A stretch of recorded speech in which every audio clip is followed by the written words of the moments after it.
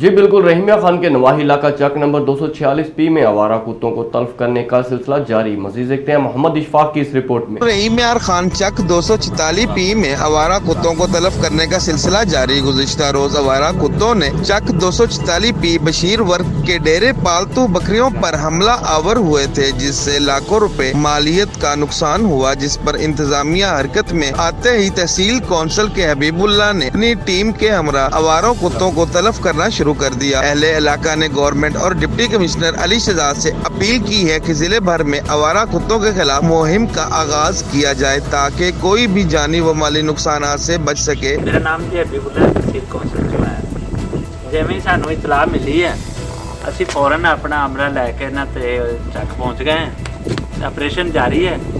10 ਤੋਂ 15 کتے جڑے نا اسی مار چکے ہیں، ہلے فیلڈ ہے ہیں، آپریشن کر رہے ہیں۔